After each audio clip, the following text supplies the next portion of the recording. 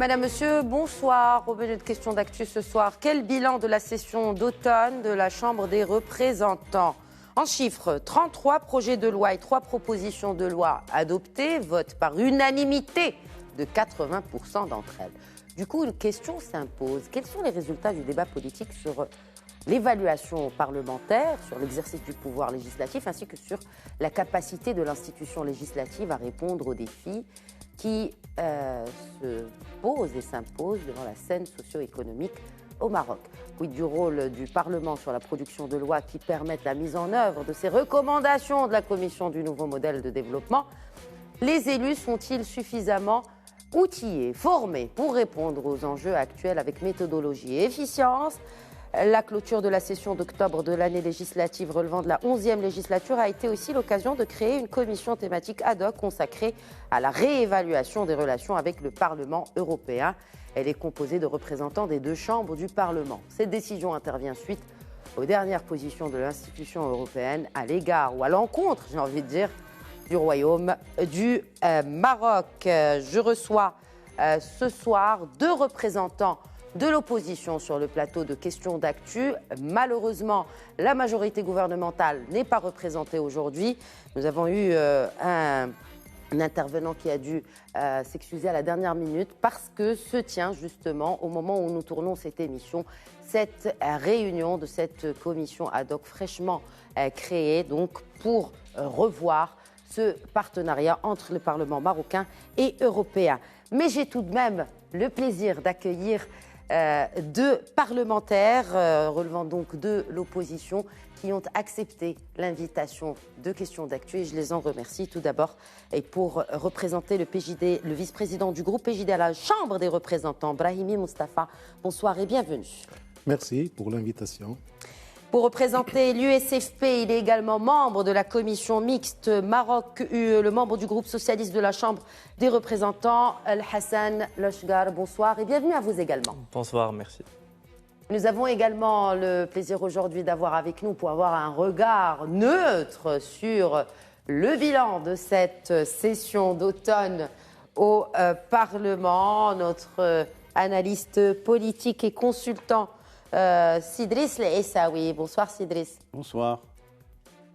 On compte sur votre neutralité aujourd'hui. Je l'espère du moins. Parce que de toutes les manières, c'est un bilan sur lequel on a tellement ergoté, on a tellement parlé, oui. On aura l'occasion de revenir sur certains aspects. Exactement. Et l'aspect qui est vraiment l'aspect phare de cette session législative d'automne, c'est un peu une tradition, c'est l'adoption de la loi de finances. Mais peut-être un tour de table sur le bilan de cette session législative. Je vais commencer par vous, Ibrahimi Mustafa. Oui, alors merci, c'est un plaisir pour participer à cette émission, pour faire le bilan sur cette 3e session de ce mandat. Et il faut dire que cette session, elle est maigre, et puis le bilan, il est assez modeste, pour ne pas dire très faible, eu égard les défis socio-économiques auxquels fait le Maroc, bien sûr, face à, bien sûr, pour être objectif, il y a une conjoncture économique mondiale qui pèse lourd sur tout le monde, et en particulier sur le Maroc. Mais en contrepartie, il y a une inertie du gouvernement, et le pire, c'est qu'elle ne communique pas. Et pire que ça, il n'y a même pas leurs représentants pour faire un petit peu d'équilibre sur une telle émission, pour ne pas dire que peut-être votre chaîne il n'a invité que l'opposition alors qu'il n'y a pas... Non, ce n'est pas le cas. Oui, ce n'est pas le cas. J'aurais aimé qu'il y ait quelqu'un d'autre qui soit... Ce n'est pas faute d'avoir insisté. Nous avons contacté les 3 partis composant la majorité gouvernementale, mais malheureusement, ils n'ont pas pu se libérer pour être sur ce plateau. Ça ne fait pas l'exception. Ça, c'est la règle pour ce gouvernement. Et nous avons 2 indices. Nous avons le président du gouvernement qui s'abstient et qui ne vient pas pour la réunion, pour la session mensuelle, qui est mentionnée dans la Constitution, pour parler de toutes les politiques publiques. Et il ne vient qu'une fois tous les 2 mois.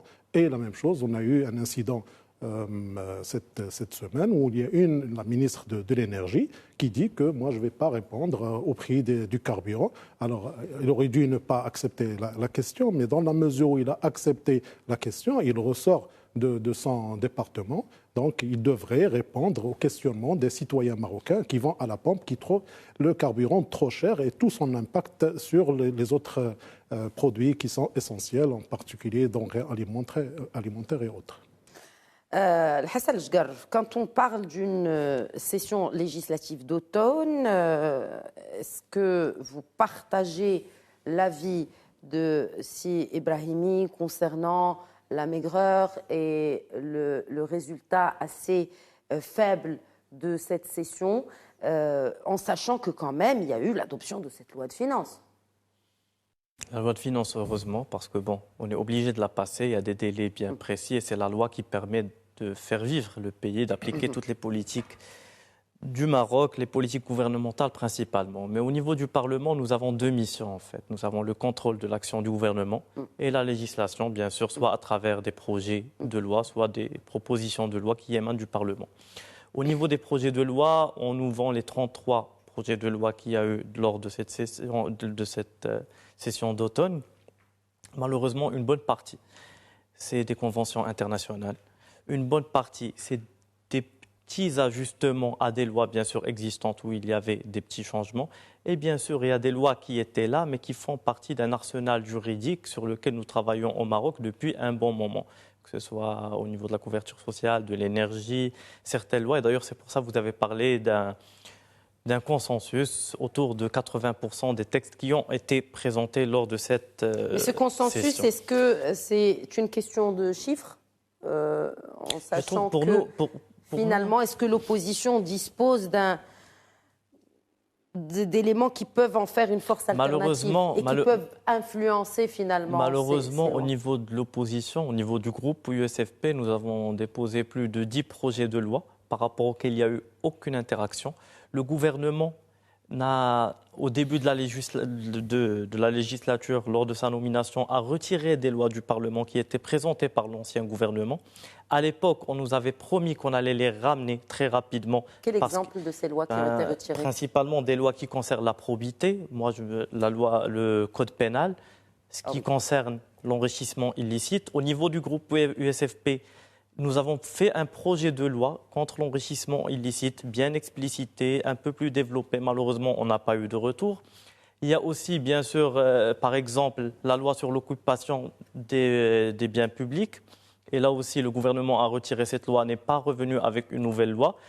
Et malheureusement, le gouvernement, encore une fois, ne nous présente pas une vision de ce qu'il compte nous ramener autant que législature. Il est là avec des petites lois, des petites mesures, alors qu'au Maroc, c'est quand même assez clair. Par exemple, la loi qu'on vient de passer sur les administrateurs indépendants, ça fait partie d'un arsenal juridique qui vient suite à la loi 2150, qui parle des établissements publics. Et donc, il y a tout un arsenal juridique qu'on est supposé être en train de discuter.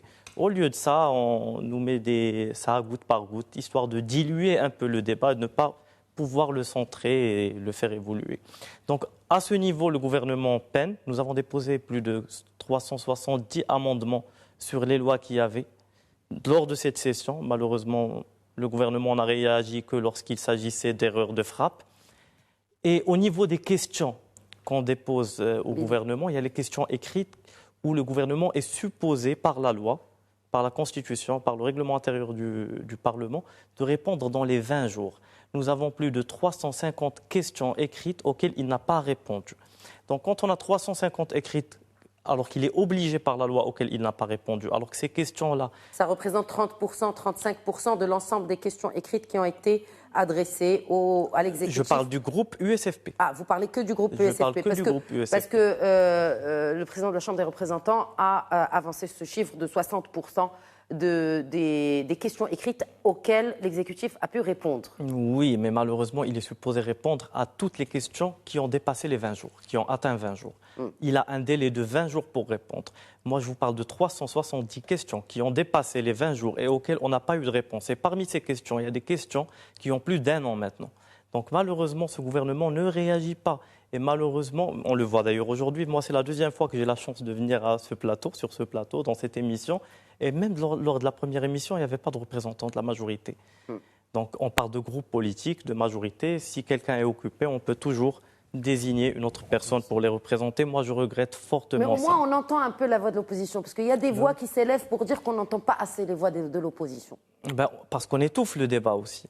Le débat, il est étouffé au sein du Parlement. Si on n'est même pas capable de venir ici, moi, je vous dis, aujourd'hui, même au niveau des questions orales, avec le système qui est instauré de rotation, un ministre va venir maximum 2 à 3 fois lors de la session de toute la période d'hiver, par exemple, ou de printemps ou d'automne. D'octobre à février. D'octobre à février. Donc, au final, on n'a pas réellement l'opportunité de questionner ce gouvernement. Et pire, même quand on convoque les ministres aux commissions, au lieu de ramener un ministre par rapport à un sujet bien précis et d'en discuter, on attend d'avoir 7, 8 sujets qui n'ont rien à voir l'un avec l'autre, et on les ramène en commission, et au final, ça revient à des questions orales normales. Exact. Sidriss Essaoui, un commentaire sur le bilan de cette session législative d'automne. Il y a eu des débats houleux, et notamment sur les prix du carburant, nous allons y revenir. Mais est-ce que cette session a pu répondre aux crises, aux enjeux auxquels font face les Marocaines et les Marocains? À part quelques moments forts, tels que la réaction par rapport au Parlement européen, les débats qui accompagnent le projet de loi de finances et quelques textes importants qui ont émaillé les débats au niveau du Parlement, je n'ai pas de souvenir qu'il y ait eu du débat, que la voix des parlementaires ait été entendue ici et là. Non, sincèrement. Ce que j'ai retenu, par exemple, de votre présentation, vous avez parlé de l'évaluation des politiques publiques. Vous avez parlé également de la question de la formation. Avant l'évaluation, le contrôle, c'est alors, le contrôle qui est le propre du travail des parlementaires. Selon la Constitution. Voilà. Alors, parce que moi, la nouvelle Constitution, on va en parler comme ça, donne des pouvoirs extraordinaires à l'opposition. Il suffit, alors maintenant, est-ce que ces mécanismes, ces pouvoirs, ils ont le moyen de les utiliser? Est-ce qu'ils peuvent le faire? Ça, c'est la question que je vais poser aux gens de l'opposition. Ils sont à même de me dire, oui, on a fait ça, on n'a pas fait ça. Parce qu'aujourd'hui, c'est un ensemble de parlementaires qui doivent constituer ce qu'on appelle un shadow cabinet, c'est-à-dire un cabinet de l'ombre qui travaille avec les mêmes outils, les mêmes responsabilités que ceux qui sont dans le gouvernement et qui est capable de dire « Ah, j'aurais pu faire ça comme ça, j'aurais pu faire ça comme ça, etc. » Mais malheureusement, je n'ai pas eu ce sentiment, sincèrement. Je vous ai dit, le seul moment de plénitude dans lequel on a été placé, c'est quand les membres des deux chambres se sont réunis pour réagir comme un seul homme, comme un seul citoyen, pour réagir à tout la maltraitance dont a fait le Maroc par le Parlement européen, ce qui a été, c'est-à-dire que c'est un moment historique qui va rester. Quelle que soit l'appartenance politique, là, on n'est vraiment pas dans la polarité politique, Sidriss, quelle que soit l'appartenance politique. Il s'agit d'un sujet qui touche à notre cause nationale, à toutes et à tous, à 37 millions de Marocains. À l'image du Maroc. À l'image du Maroc, mais aussi à l'intégrité territoriale. Parce qu'on a parlé de la justice marocaine, on a parlé de tout. Est-ce que vous voulez que les parlementaires se taisent? Comme ça, on se dit que c'est des gens qui sont bien éduqués. Ce n'est pas possible. Donc, ils ont réagi. Aujourd'hui, ils continuent de travailler sur ça. Ils ont même pris la décision de revoir complètement la relation qui lie le Parlement marocain au Parlement européen. Ça, on va le voir. Mais nous savons, par exemple, que les parlementaires marocains font partie de commissions mixtes, de parlementaires. Ils font de la diplomatie parallèle. Ils font tout le travail qu'il faut pour savoir ce qui se trame dans les coulisses de la Commission européenne, du Parlement européen. Mais malheureusement, on n'a jamais eu le temps de pouvoir revenir sur ces problématiques-là.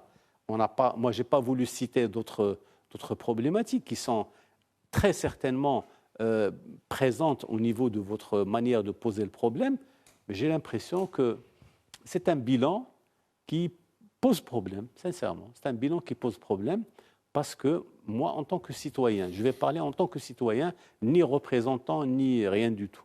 Je suis citoyen, simple citoyen, je vous dis que je ne me retrouve pas dans ce qui a été tramé, tout ce qui a été discuté au sein de la Chambre des représentants. Et ça, c'est la responsabilité de qui? C'est la responsabilité de toute la société politique marocaine, du Parlement en tant que Parlement et des partis politiques qui le composent, à savoir les gens qui sont dans la majorité gouvernementale, qui est d'ailleurs très maigre. C'est-à-dire qu'on a une grande majorité par le nombre de sièges, mais sur le plan politique, on ne ressent pas justement cette force au niveau. C'est à cause du manque de communication qu'a évoqué Brahimi. Alors, le manque de communication, c'est un mal que le gouvernement traîne depuis toujours. Pour sa défense, le gouvernement affirme qu'il privilégie le travail, l'action, au verbe, donc à la communication. Mais il faut le dire, ma chère amie. Quand il y a un sens interdit, vous affichez une plaque en quoi c'est un sens interdit. Quand vous ne voulez pas qu'un chien puisse aller se promener dans le jardin des voisins, vous mettez une plaque qui l'annonce. C'est pour ça que la communication, elle est plus que nécessaire. Il faut que la communication soit l'outil par lequel le gouvernement peut se défendre. Et je pense qu'il devrait le faire.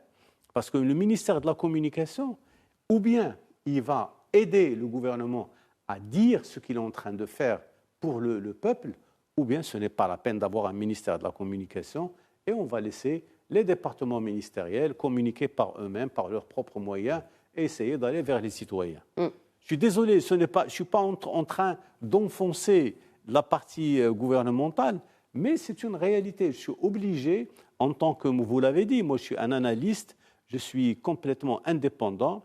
Mon seul problème, c'est de voir des choses qui sont correctes, des choses qui marchent, des choses qui font évoluer ce pays. Voilà.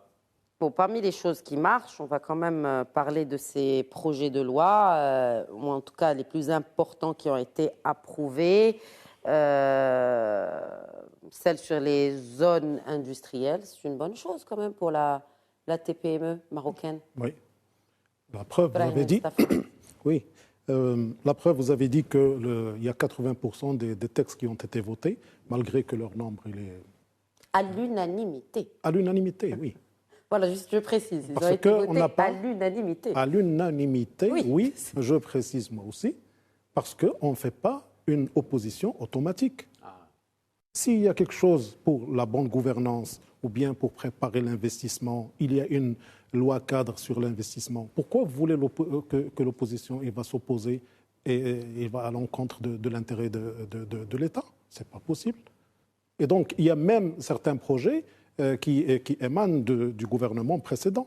Et donc, on ne va pas dire, par exemple, nous avons le projet ou la réforme de la santé et de la couverture médicale universelle.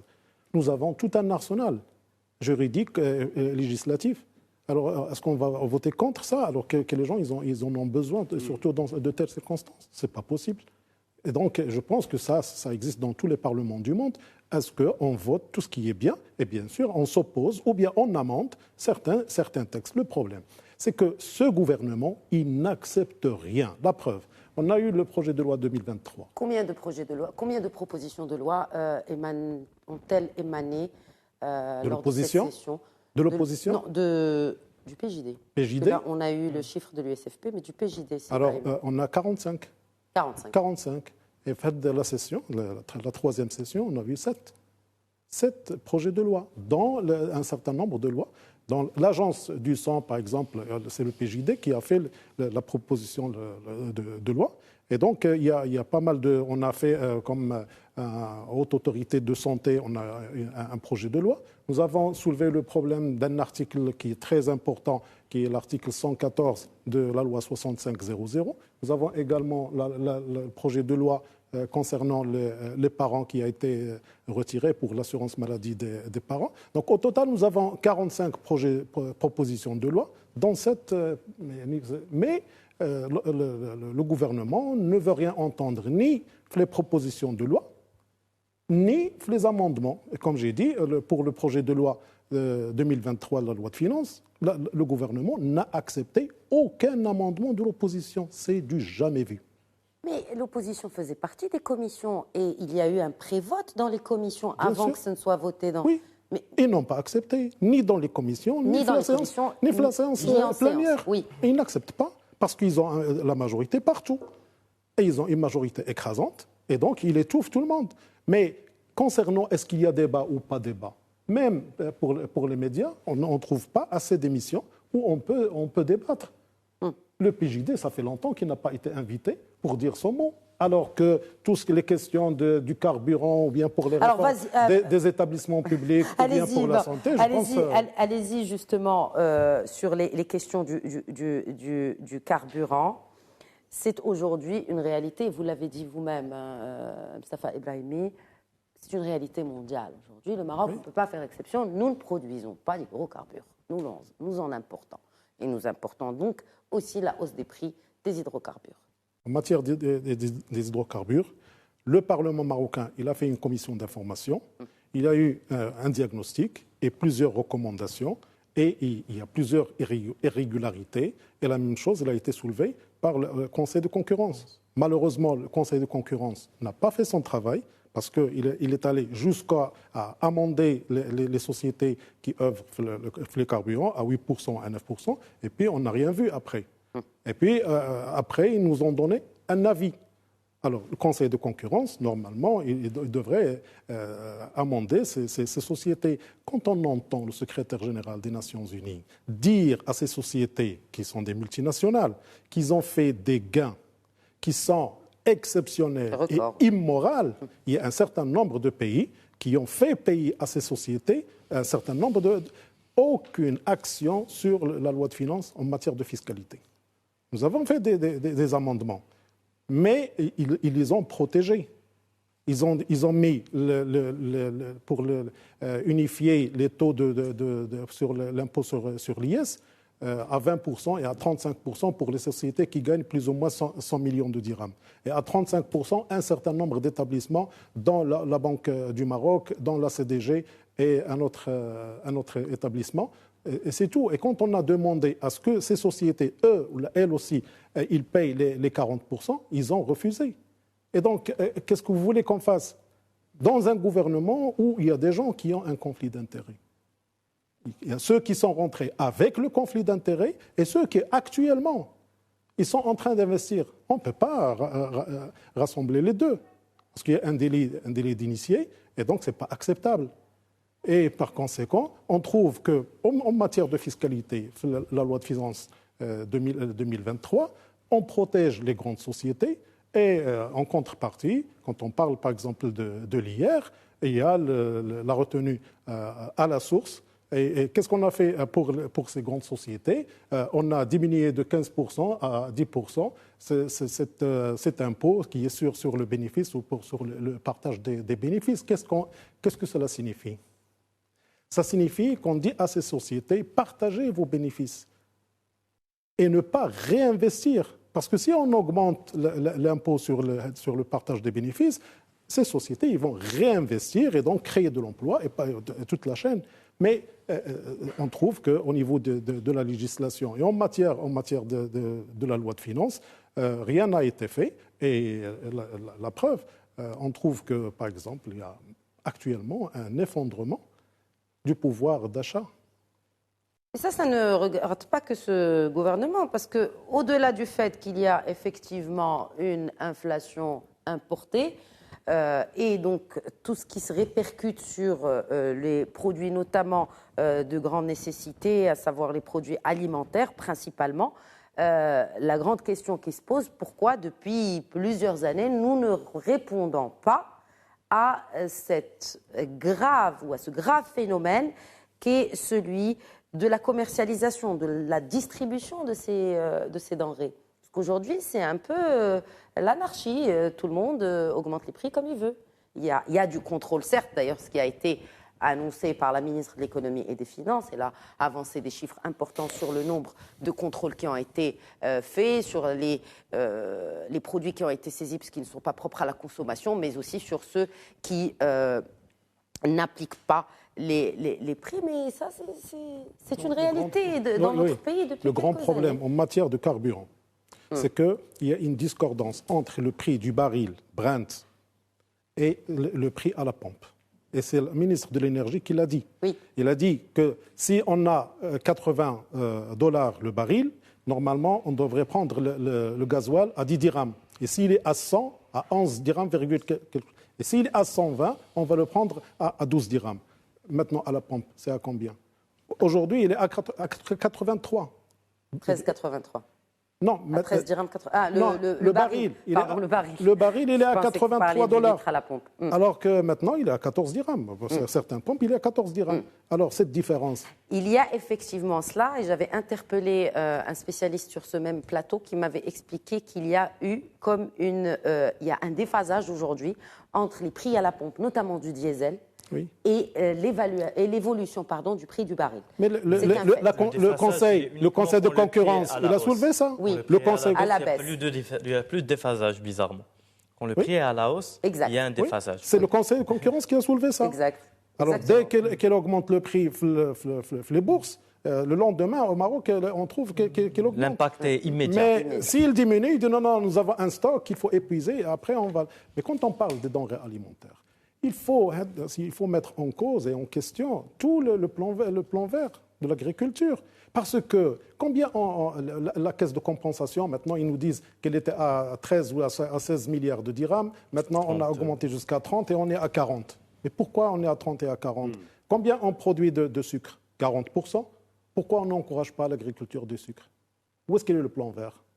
Combien on produit des huiles? Est-ce qu'il y a 10%, eu un contrôle? Est-ce qu'il y a eu une évaluation des politiques publiques? Parce que c'est le rôle, encore une fois, du Parlement, de ces politiques publiques. Il y a une du plan commission, Maroc vert. il y a deux commissions. Il y a une commission thématique sur le plan vert. Et incessamment, il va émettre son rapport. Il y a une deuxième commission d'information, une commission thématique sur les prix, en particulier sur les produits essentiels. Alors, si on ne produit pas notre huile, on produit 10% et on importe 90%. Mais et on on lui dit, pardon? On apporte les graines justement pour produire de l'huile de Pourquoi table. importer les grains? On ne peut pas cultiver ici le tournesol? في الغرب ها هو في سميتو في سوق الارباع ولا في قنيطره ولا في اكادير ولا on peut pas mettre il y a le tournesol, on peut mettre le soja, on peut mettre pas mal d'agriculture pour la même chose, on a parlé. Et puis pour le blé, pourquoi on n'a pas le 1 million d'hectares supplémentaires pour subvenir? Combien on a produit cette année? 30 millions de quintaux? Alors que normalement... Parce qu'il y a la sécheresse. Oui, il y a la sécheresse, mais il y a l'agriculture qui est irriguée. Et on exporte. Actuellement, on exporte les tomates. Ils sont combien maintenant les tomates, les prix de tomates? On a besoin de devises aussi. Mais quand même, il faut subvenir. L'équation est assez compliquée. Elle est assez compliquée, on ne va pas manger l'argent. D'abord, il faut subvenir. Oui, mais les gens, ils pleurent. Je ne sais pas, est-ce que vous suivez les médias, les sociaux mais les gens, ils ne peuvent plus. Ils ne peuvent plus acheter les pommes de terre. On exporte la pomme de terre, on exporte la tomate. Maintenant, les oignons, ils sont à 13 dirhams. La viande, elle est à 100 dirhams. Mais comment ils vont faire, les gens? Il y a des gens qui ont 2000 dirhams. Alors, que peut faire le gouvernement? Voilà. Non, vous avez dit, le ministre de l'économie, il a dit qu'il a fait un certain nombre de contrôles. Il a dit 17 000. Ça veut dire quoi, 17 000? Ça veut dire quoi, 20 000? Un chiffre comme ça n'a aucune valeur. 17 000 sur combien, par exemple, de sites où il y a sur 1 million, on a 35 millions de Marocains. Alors, il y en a plusieurs magasins, il y en a plusieurs... Donc, on dit 17 000. Et pourquoi vous n'avez pas fait 40 000? Pourquoi vous n'avez pas fait 100 000? Non, il faut faire ça pour qu'on puisse comprendre. Est-ce qu'ils ont fait assez ou ils n'ont pas fait assez? Est-ce que c'est juste une question de contrôle, Hassan Jgar? Entre autres, c'est une question de contrôle. On a parlé d'un gouvernement qui nous donne des chiffres qui semblent importants, mais qui ne nous expliquent pas l'impact réel de ces subventions. On nous dit qu'on subventionne les prix des transports pour que les prix n'augmentent pas, alors que les prix augmentent, incluant les coûts du transport. Donc tous ces milliards qu'on utilise n'ont réellement pas ou peu d'impact. Nous, ce qu'on demande au gouvernement au niveau des prix, premièrement, au niveau de la loi de finances, il était temps, en parallèle avec la modification de l'IS, de toucher l'IR au Maroc, parce que les assises de la fiscalité, la loi cadre sur la fiscalité, parlaient clairement qu'il fallait revoir l'IR qui est trop élevé au Maroc comparé à l'impôt sur les sociétés. nous avions l'idée de renforcer les finances publiques. Et que peut faire le Maroc au-delà de baisser les prix? On a un grand projet qui a été initié par Sa Majesté et on parle d'un registre social unifié qui n'est toujours pas prêt. Et le porte-parole du gouvernement, dernièrement, avait dit que ça avançait bien. Mais ça ne veut rien dire, quelque chose qui avance bien. Est-ce que ce sera prêt dans 1 an? Est-ce que ce sera prêt dans 6 mois? Est-ce qu'on est à 80%? Parce que réellement, pour minimiser l'impact de la compensation et atteindre des populations cibles directement, il faut les avoir. Et pour les avoir, il faut finir ce grand chantier du registre social unifié qui était supposé être déjà terminé maintenant. Parce que dans le plan que nous avions... Ça fait partie des projets que vous avez cités tout à l'heure, c'est un reliquat de non, ce n'est pas un reliquat, c'est quelque chose qui a commencé... Le registre social unifié, non, c'est pas... ce projet-là a commencé bien avant le gouvernement Akhnouch. Le registre social unifié tel qu'il a été défini dernièrement n'a pas vraiment commencé il y a des années. Tout a commencé avec le discours de Sa Majesté. Et donc c'était durant la période de la Covid. Effectivement, pour décompenser les prix, il y a eu le projet de ce registre social unifié. Effectivement, après les hautes orientations de Sa Majesté le roi Mohamed VI, il y a eu effectivement un remodelage de ce RSU pour répondre aux exigences de la généralisation de la couverture sociale. Ce gouvernement, lors de sa déclaration gouvernementale, s'est engagé à, et on peut citer plusieurs choses, entre autres les subventions directes aux citoyens, aux personnes âgées à partir de 2023. 1er janvier, oui. On est en 2023. Le registre n'est pas prêt et on n'a aucune idée de quand ce registre sera là et sera effectif. Très bien. Donc oui, il y a un retard clair et le gouvernement refuse l'une des raisons, l'une en fait des alternatives, mais qui ne marche pas encore, c'est ce RSU pour mieux cibler les populations les plus démunies et qui ont le plus besoin de cette enveloppe quand même faramineuse de la caisse de compensation. Premièrement, on peut très bien garder la compensation et garder le registre social unifié. Ça, c'est des choix. C'est au gouvernement qui sera en place quand c'est prêt et dépendamment des périodes de faire ces choix. Mais on a besoin de cibler ces populations directement. Quand on parle des problèmes d'éducation, de l'incapacité des enfants à suivre, du décrochage scolaire, c'est ce registre social unifié qui nous permettra de cibler directement ces familles parce que leurs enfants vont à l'école, parce qu'ils ont un suivi par des médecins. Ce gouvernement nous a promis le médecin de famille, il nous a promis la carte pour les jeunes. Ça, c'est des promesses qui étaient supposées être actées. Ou bien, nous, nos 370 questions auxquelles on n'a pas répondu, ça parle aussi de ça. On parle de contrôler l'action gouvernementale, mais contrôler les prix, par exemple. Mais nous, législateurs, parlementaires, nous n'arrivons plus à contrôler ce gouvernement et il n'applique tout simplement pas la loi ni la Constitution. Malheureusement, ça fait bouger personne. C'est-à-dire comment c'est constitutionnel, c'est par la loi que tu dois répondre aux questions, autant que gouvernement, des députés dans un délai de 20 jours. Quand ce n'est pas fait, c'est qu'on bafoue un texte de loi. Et c'est ce qui se fait aujourd'hui. C'est comme pour la session de questions-réponses du chef du gouvernement. Oui, il en a raté 2, il me semble. Non, plusieurs. Et on va passer à autre chose. Par exemple, la session plénière du lundi, les Marocains trouvent qu'elle peut être un peu redondante. Moi, en tant que député, pour poser une question un lundi, je dois penser à la question au moins 20 jours à l'avance.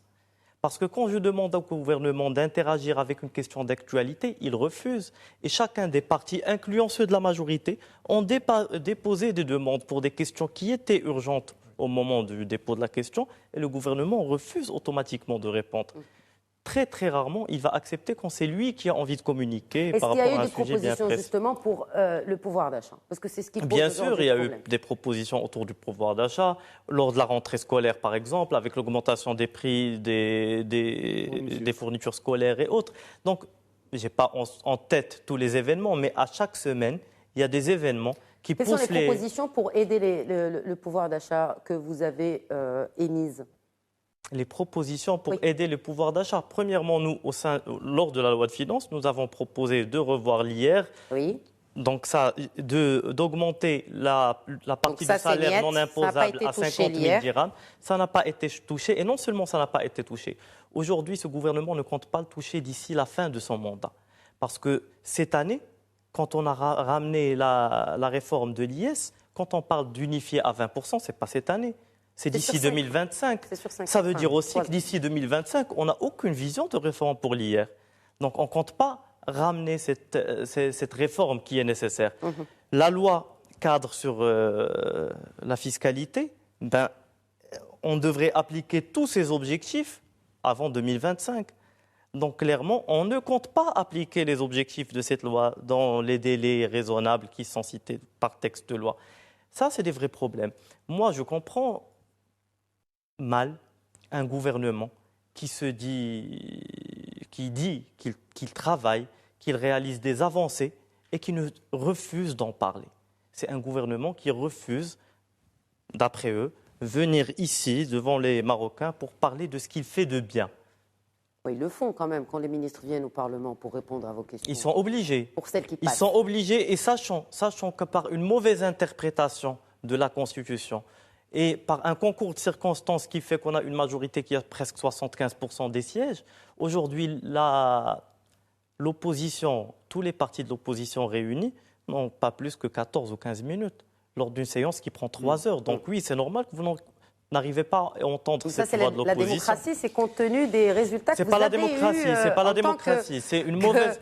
Désolé, mais c'est une mauvaise interprétation. Lors des dernières législatives. C'est une mauvaise interprétation de la Constitution. Il y a des pays qui séparent le temps en deux entre l'opposition et la majorité. Et bien sûr, la moitié du temps, l'autre moitié du temps qui part au gouvernement pour ses réponses. Au Maroc, on a choisi de faire autre chose et on en paye les frais, malheureusement. Oui, mais il y a d'autres moyens aussi de s'exprimer, notamment sur les médias. C'est pour ça qu'on est là. Aujourd'hui, ici. Alors, juste une dernière réaction. J'ai l'impression que vous avez aimé le débat, disons, les palabres de l'opposition. Drissa Essaoui. Non, moi, je n'ai pas de préférence aucune. Ce n'est pas mon travail. J'aurais vraiment aimé, pour le coup, avoir un membre de la majorité pour défendre les positions de la majorité gouvernementale qui compte bien sûr les 3 partis, RNI, PAM et Istiqlal. Mais malheureusement, cette aspiration que j'avais avant l'émission n'a pas abouti. Sidriss Essaoui, alors, quand on est face à cette grande question de la cherté des prix, quelle est l'alternative, j'ai envie de dire, au final ? Alors, il y a la hausse de l'IR, ou en tout cas la révision de l'IR à la baisse. Mais c'est une question existentielle pour tous les gouvernements. Et quelle est l'alternative du coup ? Ce que vous êtes en train de dire, en fait, on a la partie qui est liée aux assises de la fiscalité en 1994, c'est en 2019. C'est en 2019 où on a institué un certain nombre de changements importants au niveau des principaux impôts. Aujourd'hui, vous êtes en train de me parler de comment on va faire par rapport justement à cette question de cherté des prix. Oui, parce que c'est la classe moyenne. Au-delà des démunis, c'est aussi aujourd'hui la classe moyenne qui en souffre. Nous sommes obligés, nous sommes une économie ouverte, libérale. On est obligé d'appliquer, si vous voulez, les lois du marché. C'est à l'offre et à la demande. Malheureusement... Mais le marché n'est pas régulé, dans le sens où, effectivement, il y a beaucoup de pays qui ont fait des dérogations. La seule régulation, ces lois. Oui, non, mais le problème, c'est que si vous voulez intervenir aujourd'hui pour faire en sorte que le budget soit respecté des citoyens, vous devez payer de votre poche. C'est-à-dire qu'il faut que l'État ait assez de moyens pour pouvoir le faire. Or, ils doivent faire face à l'importation des produits pétroliers liquides, ils doivent faire face à l'importation de produits alimentaires importants, où aujourd'hui, nous avons une hypothèque, celle de la guerre entre l'Ukraine et la Russie. Et cette hypothèque, pourquoi elle est là ? Parce que ce sont des pays qui fournissent pratiquement 30% de la demande mondiale et on ne peut pas nous soustraire à ça. Alors maintenant, c'est vrai, quand on veut comparer, c'est plus simple. On compare avec la France, on compare avec l'Angleterre, on compare avec l'Espagne, on compare avec l'Allemagne, etc. C'est des pays où la cherté des prix est devenue une réalité de tous les jours. Mais maintenant, est-ce que le gouvernement a les moyens de faire face à ces augmentations, de donner des aides aux citoyens pour pouvoir supporter le poids de ces augmentations? Désolé, mais j'aimerais France, interagir. En Allemagne, ils ont donné des subventions directes de les 100 produits, euros, 120 les produits pétroliers, le gouvernement n'en subit pas du tout les coûts. à part le gaz pour l'électricité qui est subventionnée, le prix à la pompe, au contraire, le gouvernement s'enrichit quand le pétrole augmente. Quand on dit, c'est grâce à il y a une nuance le gouvernement, ça veut dire l'État, le Maroc, on parle pas des personnes, bien sûr. Voilà, mais ce sont les caisses de l'État qui profitent des taxes qui sont imposées aux produits, aux hydrocarbures. Même avec un taux de croissance beaucoup plus bas que celui qui était prévu, on a réussi à minimiser le déficit tout en injectant de l'argent directement pour subventionner la Société de la RAM et l'ONE, etc. C'est parce que l'État a fait beaucoup plus d'entrées d'argent que prévu, et ça, c'est dû principalement à l'inflation. Donc oui, l'État a choisi, c'est un choix stratégique de l'État de ne pas subventionner certains produits. Et pour avancer encore, le pire, c'est qu'on parle d'inflation de 6,1 ou 6,6%, mais l'inflation réelle qui touche le citoyen, celle du panier de consommation des produits de première nécessité, elle a atteint entre 12 et 15%. Donc c'est ça l'inflation ressentie par le citoyen, qui, quand il entend 6%, lui, quand il part faire ses courses, ce n'est pas le cas. Donc aujourd'hui, Ibrahimi nous a étayé le détail des prix des produits un à un, mais il est vrai que dans les marchés les plus populaires aujourd'hui, les prix de légumes ne sont jamais plus bas que 6 dirhams. Alors qu'avant, ce n'était pas le cas, c'était la moitié. Alors, une dernière question peut-être sur cette question de cherté des prix. Vous n'avez toujours pas répondu à ma question. Quelle est l'alternative ? Le gouvernement, il aurait dû donner une subvention directe à la pompe, comme un certain nombre de pays, à l'instar d'un certain nombre de pays, comme il a été cité. Pour tout le monde ? Non, pas pour tout le monde. Parce qu'il aide déjà les transporteurs. Nous avons... Suspendre l'ATIC sur les produits, par exemple, chose qui a été faite par des pays comme l'Espagne, comme la France, principalement l'Espagne l'ont fait. Au lieu de faire les choses comme ça, on suspend certaines taxes, ou bien on se dit qu'à partir d'un certain rendement de telle taxe, on va la suspendre.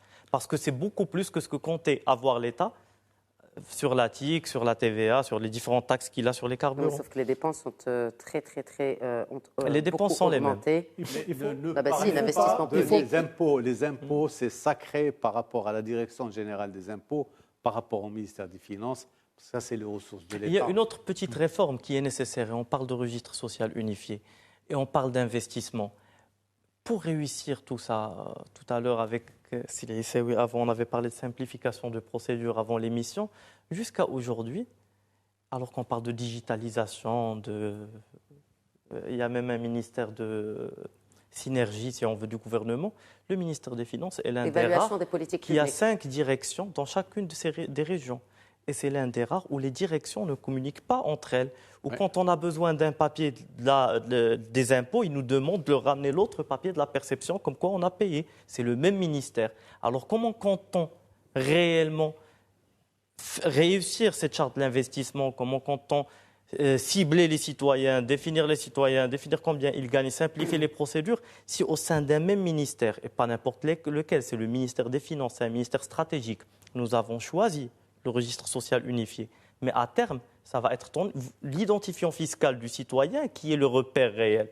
Si on n'arrive pas à commencer au moins ça à partir d'aujourd'hui, moi je trouve qu'on est en train de rater quelque chose. Et j'ai bien peur qu'on reste sur l'effet de paillettes, d'annonces, de plusieurs réformes et qu'au final, on les rate. C'est pour ça que majorité, opposition, on est supposé travailler ensemble. On n'est pas là en train de critiquer pour critiquer, mais il y a du retard, il y a des choses à faire. On aurait bien aimé avoir des gens du gouvernement, pas uniquement de la majorité, qui soient là pour aussi expliquer et nous rassurer par rapport à ça. Une précision, s'il vous plaît, concernant le pouvoir d'achat. Oui. Si on va attendre ce RSU, je pense qu'on va attendre beaucoup. Nous avons une base de données. Le RAMED, il a une base de données. Et quand on a fait le fonds du Covid-19, est-ce qu'on avait besoin d'un registre ou bien Et on a envoyé dans un laps de temps qui est très rapidement des aides et des subventions directes. Pourquoi on ne le fait pas actuellement au niveau de la pompe ou bien pour un certain nombre d'aides qu'on peut donner à des gens qui sont démunis? Je pense que c'est un faux débat, mais le gouvernement, il n'a pas l'intention de faire ça. Et il se réjouit d'avoir ramassé beaucoup de taxes et il se dit, bon... même de là, s'en réjouir, pas trop, hein, parce qu'on ne peut pas se réjouir en taxant davantage le citoyen, notamment mais à la pompe. Mais il le dit dans son bilan. Oui. comme quoi le bilan il est positif pour les recettes, mais pour les dépenses, je pense qu'il y a un problème. Et je pense que s'il y a un point qui est un petit peu lumineux, c'est le projet de la protection sociale. C'est le projet de la couverture médicale universelle, d'ailleurs qui émane du gouvernement précédent, depuis l'ère de Benkiren, parce que les lois 98 et 99-15, c'est la couverture médicale et la retraite pour les indépendants, qui représentent le tiers de la population. Et également, il y avait, au niveau pour la loi d'Il Saddin Al-Uthmani, pour la réforme du Ramed, et bien sûr, c'est sous la direction de Sa Majesté, avec tous les discours royaux.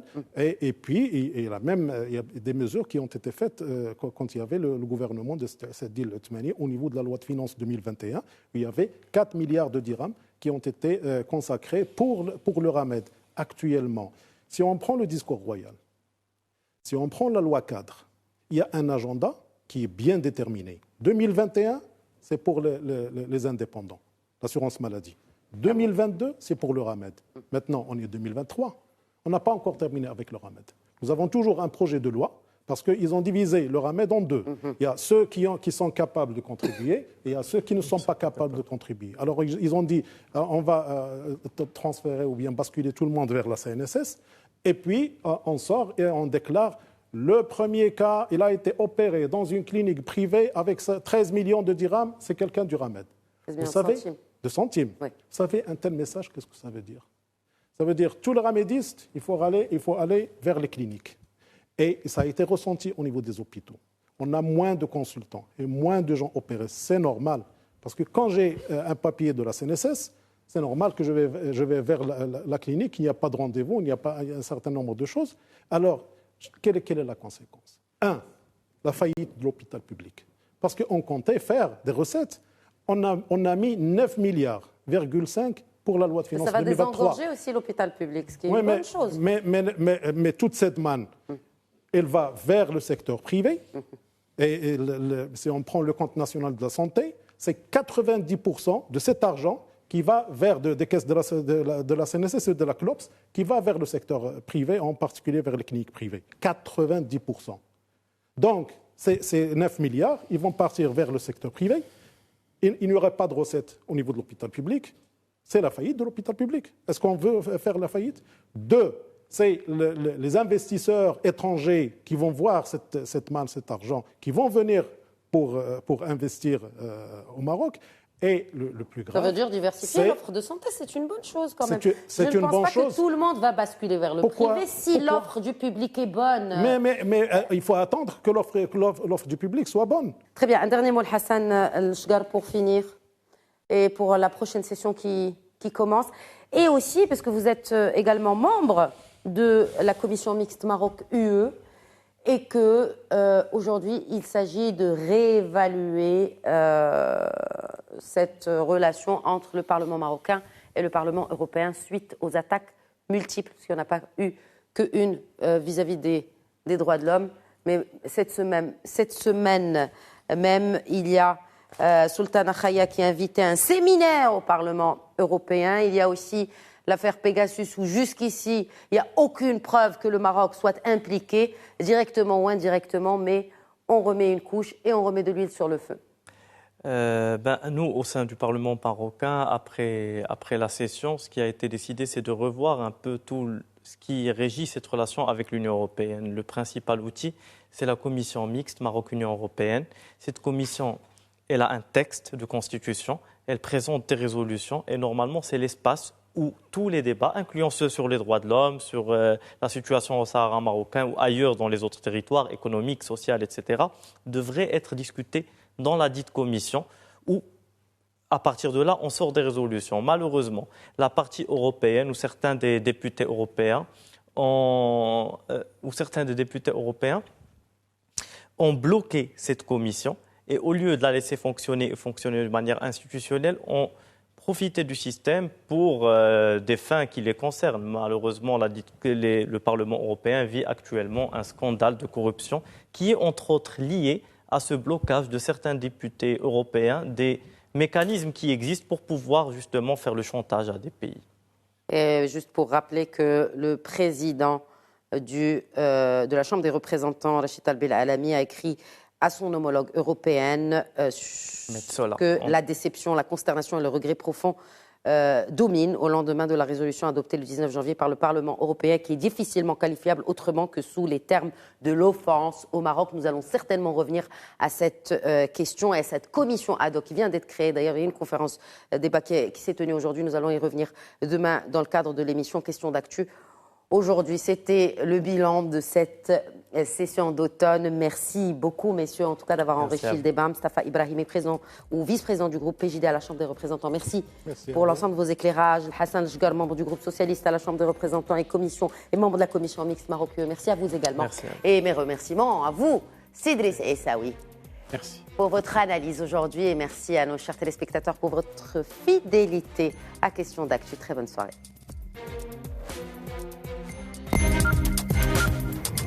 Thank you.